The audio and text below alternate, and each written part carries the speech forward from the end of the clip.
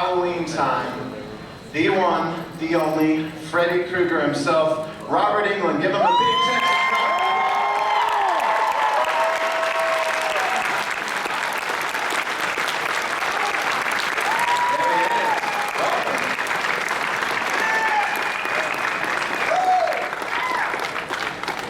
Don't be afraid, move on down.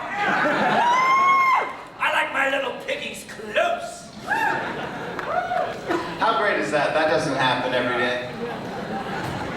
All right, so now that the little piggies are getting closer, you know, I gotta say, you probably scared the hell out of probably almost everyone in this room here. And yeah, exactly. Yeah. Who all have had nightmares about this man? Yeah.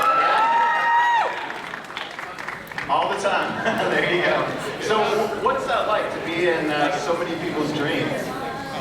Well, you know, you get kind of jaded, and you have to remind yourself what it was like for you when you were a child, so that you can respect the fan when the fan comes up to you and wants to share that moment, because a lot of them tell the story about seeing one of the early Nightmare films as a youngster accidentally, or an older brother or an older sister teased them, you know, with Freddy stuff. Or made them, force them to watch the film like Malcolm McDowell with their eyes held open, you know, in Clockwork Orange.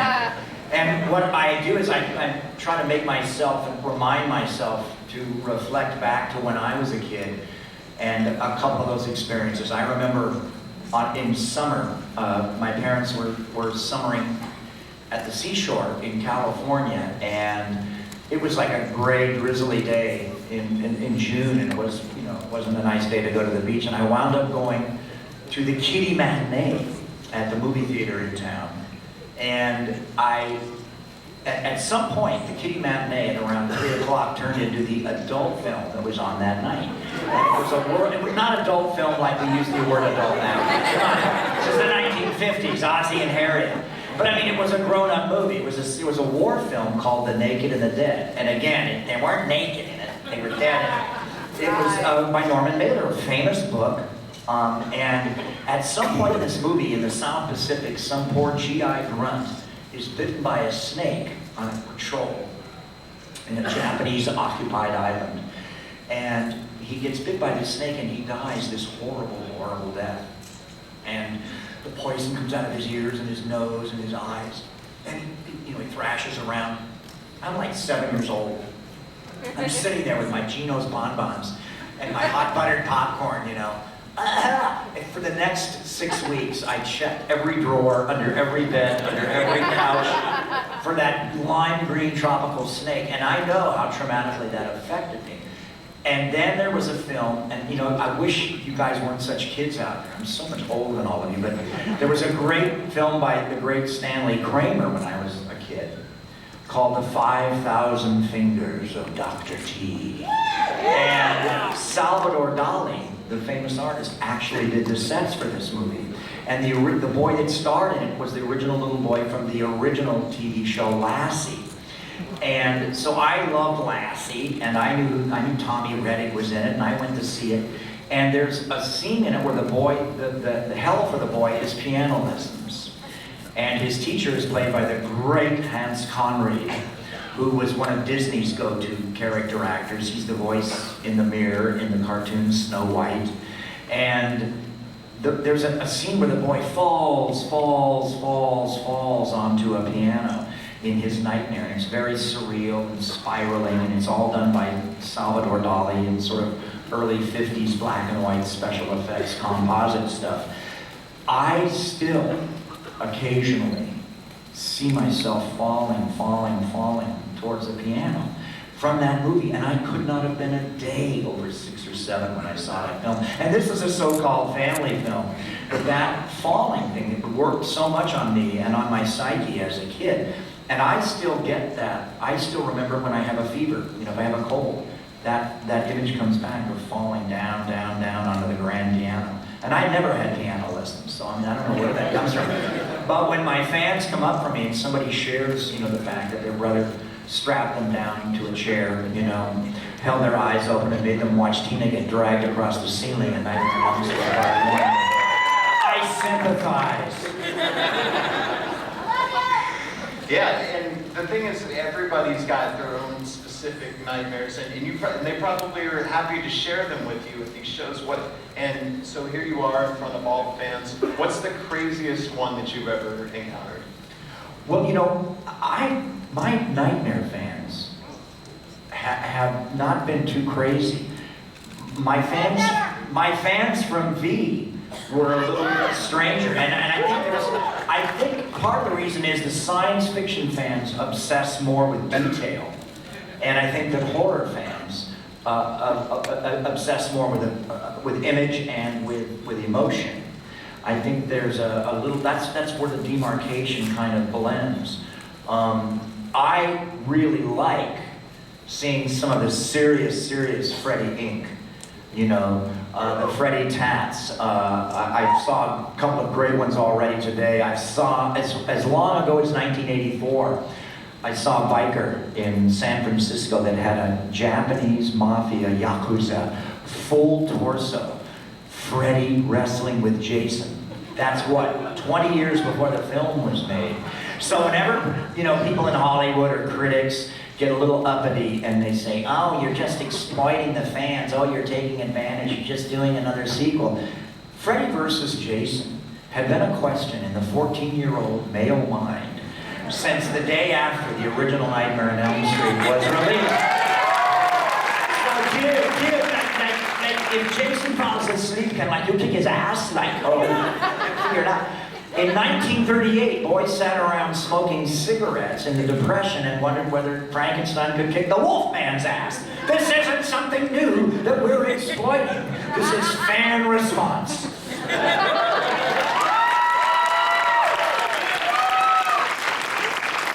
Well, and the franchise keeps going, or apparently keeps going, and you know, I know that Jackie O'Haley is a great actor. However, to I think all of us, you are Freddy Krueger. Right?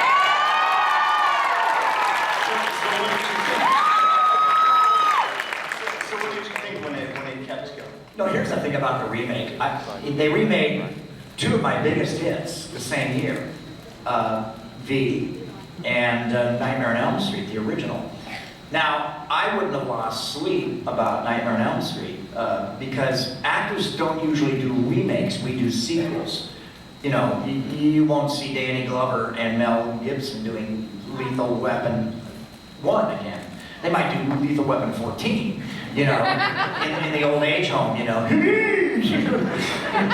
I don't think you'll see that one. So I knew, you know, when they were remaking the original that they want to reboot the franchise. And, you know, they needed to get another actor because although I might have had another 1 or 2 in me, if they want to do all 8, or let's say 6 of the 8, or even 5 of the 8, I'm not going to be taking a punch very well when I'm 70, you guys. It's going to be Freddy versus Geritol. Freddy meets Viagra. So I understand that. And I've been a fan of Jackie since a little movie called Breaking Away, which was also Dennis Quaid's first movie, which is a great little movie about the town boys in town and the rich college boys. And the town boys, they have a bicycling club.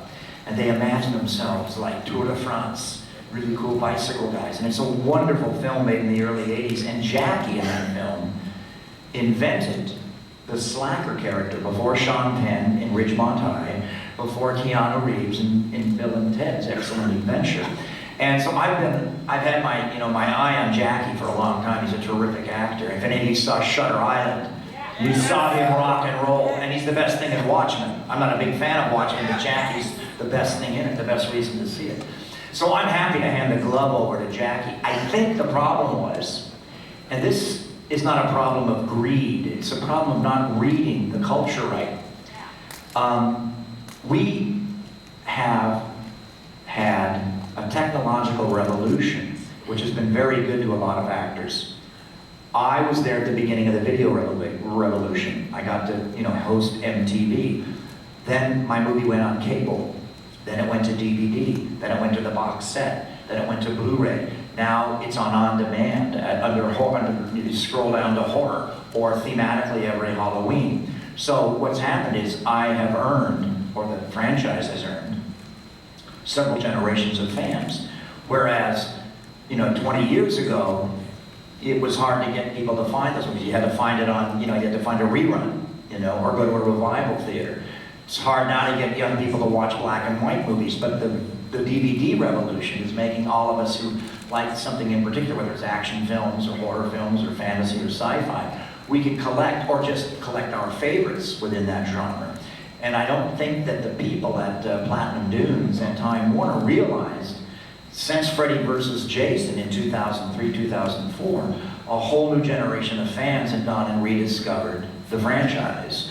And when they brought out the new remake, I think it was just premature. I think it was a little too soon. I love a lot of the actors in that movie. I'm not going to say anything bad about Rooney Mara.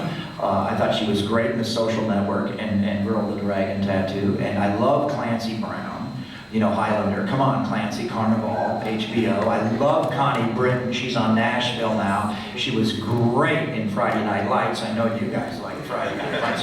It's your story. But, so I'm happy. Right? I thought all those actors were well cast. Galen, I just played my son in a movie called Red with Brian Cox, the original Hannibal Lecter. So I have a lot, and I just worked with Galen on Criminal Minds. So, there's some real talent in the movie, and maybe we'll get some distance and people will reevaluate it. I think if I had to criticize anything, it's a little cold. And I think that's because they put some action and some violence up front of the movie. So by the time we meet the kids, they're all kind of damaged to begin with. So you don't learn to care, you don't empathize with them enough to care when they start getting dismissed by Freddy one at a time. I think that might have been a mistake of balance. And also on Jackie's makeup, it's a phenomenal makeup. It's a brilliantly conceived, realistic makeup, but you have to remember, and this is probably the director's fault, not the designers, that Freddy only exists in the imagination of his potential victim. Freddy's not walking around, buying cigarettes at Circle K. He's not the Piggly Wiggly with that burn. He is in a memory, imaginative, subconscious, dreamscape, landscape of the mind memory, told around a campfire, told in a dormitory, told on a sleepover, at a girls' night out about this guy. Did you ever hear about this guy, Freddy Krueger? 20 years ago, he was killing children. He was all burned. He wore this old scuzzy sweater. So that goes into your imagination. You fall asleep, and it manifests in a dream state, which is exaggerated and surreal. So Freddy's not operating in reality. And I think that have to have the makeup so real and so earthbound. And then another thing that no one could have known, that by diminishing the nose, you take away the profile. You take away the strength of the silhouette. You take away the fear from the shadow of that strong profile. And I think those might have been, and these are all hindsight. This is Monday morning quarterback hindsight on that movie. Because there's a lot of great images in that movie. There's some really good acting in that movie. But I think that's probably were the mistakes. And this is after a lot of thinking and having seen it a couple times and getting some distance on it, and I'm nitpicking, because I think those are talented people that worked on that film. And I hope if they're going to do some more, that they just take their time a little more. You guys remember that movie with Robin Williams where the paintings all came alive? What Dreams May Come. That effect, I kept thinking they were going to use that effect like the Inception effect in the New Nightmare remake. Because that's what I think happens in dreams, too. That kind of deconstruction. And I was surprised they didn't do that, that they just sort of did our effects over again, 2010. Okay, we're gonna do some questions? Absolutely. Let's see, who's got a really good one to start it out? Well, right here in front of us. Come on up. Don't be shy, Piggy.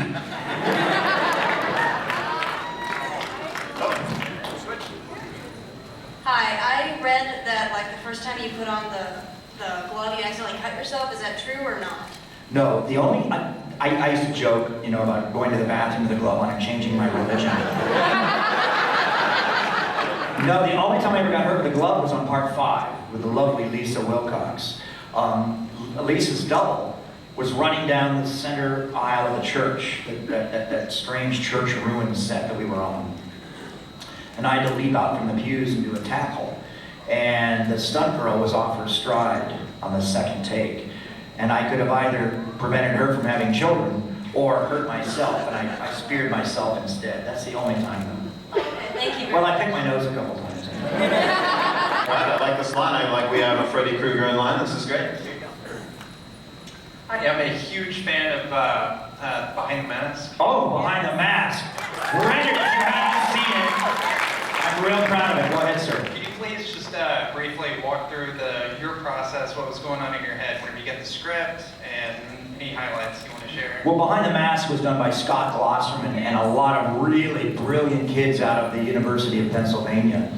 And I mean, you don't get that kind of writing all the time by the side of the bed. You know, I'm going through scripts, you know, and they all have a guy in a sweater and a fedora and say, no, I've been there, done that. And then I got Behind the Mask. And what I did with that, very simple, I channeled as an ingredient because it's deconstructed. It's a great deconstructed film made for the fans. And I realized that the source of my character was Donald Pleasance in Halloween.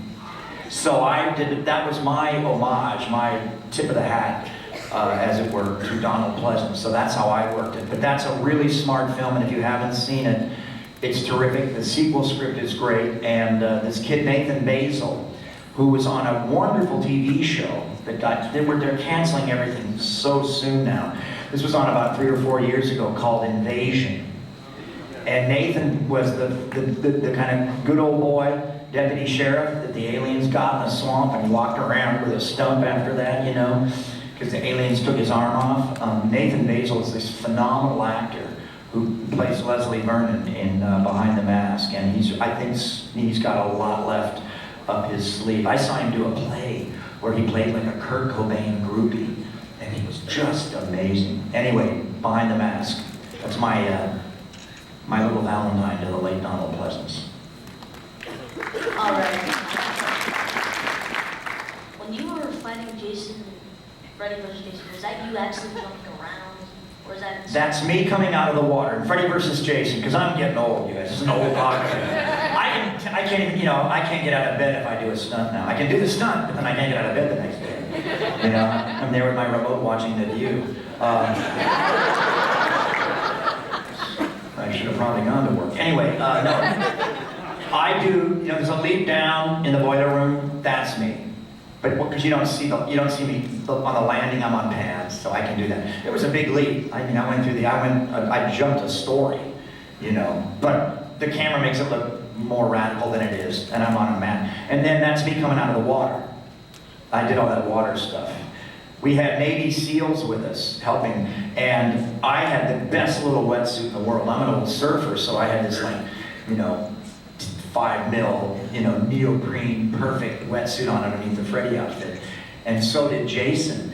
But obviously, our lovely leading lady, you know, has to be sexy, sexy, sexy, because she's the survivor girl, you know. Cleavage and nipples for me and my men. And so, you know, so they had a hot tub right outside, right off the side where the camera couldn't see it. So every time they would go, cut, Monica Keena, the lovely girlfriend from Entourage and many other films, Monica Keena would run and jump in the hot tub. And then Ken and I wanted to get in the hot tub with Monica, even though we had wetsuits, so we'd run and jump in the hot tub too.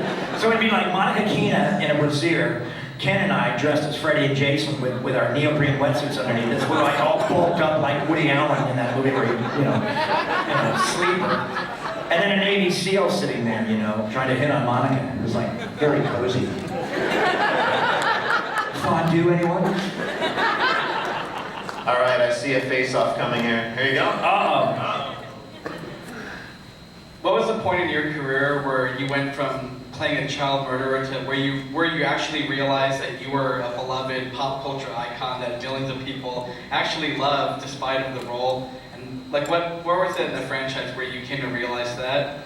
Well, the thing that happened to me is, and some of you are old enough to remember this moment of time, because, you know, CGI, special effects makeup, cinematography, digital, was all coming in every day. It was, you know, mid-80s to mid-90s Hollywood, or late 90s Hollywood, was as rapid growth as 1920s Hollywood in terms of innovation.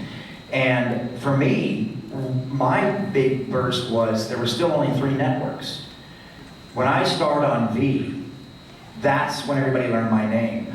And the science fiction fans were so starved for primetime programming in the science fiction style then. The only competition, I mean, there was nothing else on except for reruns of Star Trek at that time. And so we were blessed. We got all of the science fiction fans. And I was sort of going to become like the new Dr. Spock or something. I was a little worried about that, actually. And for me, that was my first big kiss of celebrity. I went to Italy, to Milan, Italy, for a festival there. And I was up for Best Supporting Actor in a TV movie. I got out of the limousine.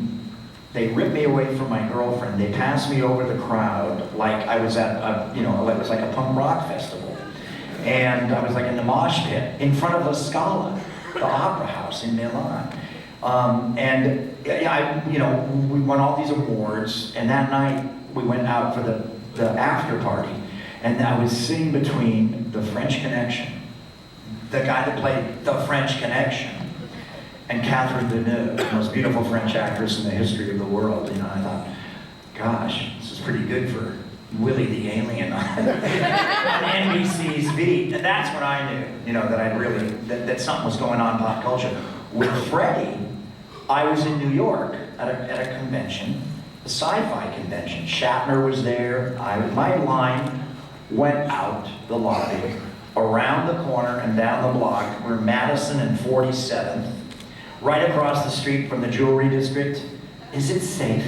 Marathon Man. Laurence Olivier, Dustin Hoffman, the dentist chair. Is it safe? Right across the street is where they filmed that. And the head of New Line Cinema comes to take me out for, an A lunch, my first A lunch in New York. And I'm signing autographs, and he says, yeah, he goes, they're all here for Freddie. Freddie's made you a star. And Freddie hadn't even been out all over America yet. He'd only been out on the East Coast. I said, no, Bob, Mr. Shea, head of New Line Cinema. I said, they're here for Willie. They're here for me for Willie, for V. These, #1 miniseries now on television. No, they're here for Freddie. And I'm arguing with him. It's raining outside. All of a sudden, my line changes from guys and girls in their cardigans and bow ties, that want to ask me every question about the backstory of Willie the Alien on V, who his parents were on the planet and everything. And all of a sudden it's like 5'10" girls in dog collars and mohawks. And they're going, sign me, Freddie. And I look out into the rain,